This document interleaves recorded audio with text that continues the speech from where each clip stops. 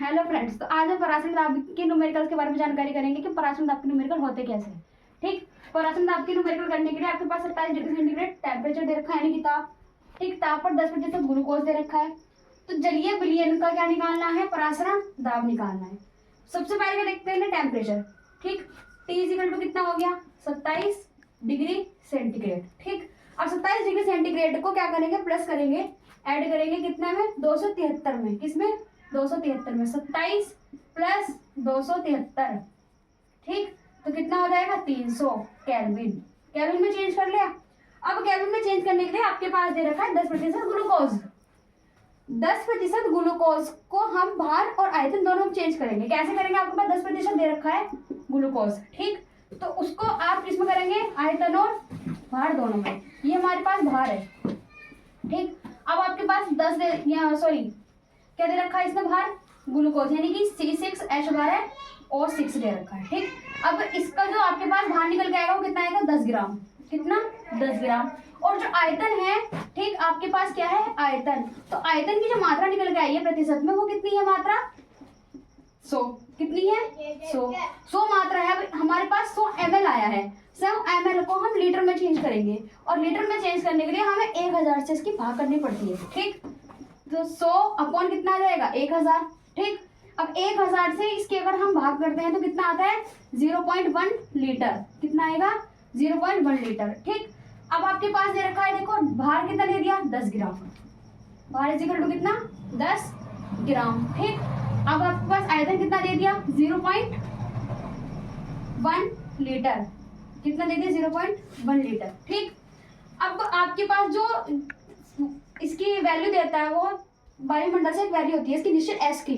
ठीक, 0.0821। या तो आपको सवाल में न्यूमेरिकल में देगा, नहीं देगा तो आपको रखनी पड़ेगी 0.0821। ठीक, अब इसका क्या निकालना है? आयतन हो गया। अब हम निकालेंगे इसका अणुभार। क्या निकालेंगे?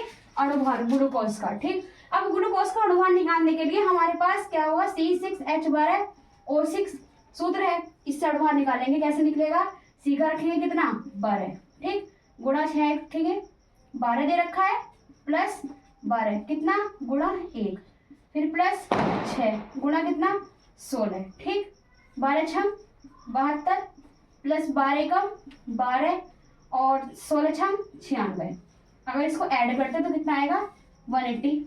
ठीक, 180। तो m कितना निकल के आ गया? 180। निकालना क्या है? पराश्रय दाब। तो P इज इक्वल टू कितना आ गया? Question mark. ठीक, अब इसका सूत्र लगाएंगे हम। PV is equal to SWT upon PM, वो सॉरी M। ठीक, कितना? M। अब आपके पास M दे रखा है, आपके पास जो V दे रखा है इसको नीचे M के पास लेके आओ। P इज इक्वल टू कितना आ जाएगा? SWT इज इक्वल टू कितना? V इंटू या M इंटू V। ठीक, M इंटू V। अब देखो इसे रखेंगे, इसकी वैल्यू रखेंगे। वैल्यू कैसे रखनी है? P is equal to S का मान कितना दे रखा है?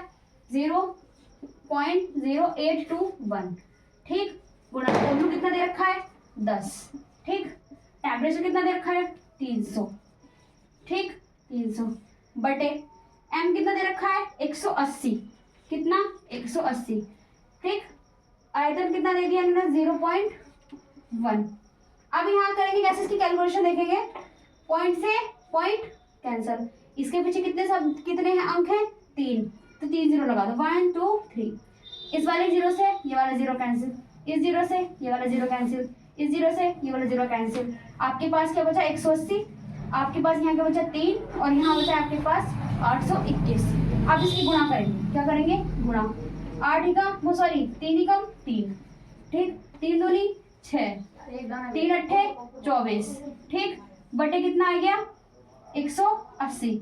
अगर आप 180 की इससे भाग करते हैं, ठीक, तो आपके पास जो आंसर निकल के आएगा P इज इक्वल टू में 13.68। कितना आएगा? 13.68। तो P का मान कितना निकल के आया? P is equal to 13.68।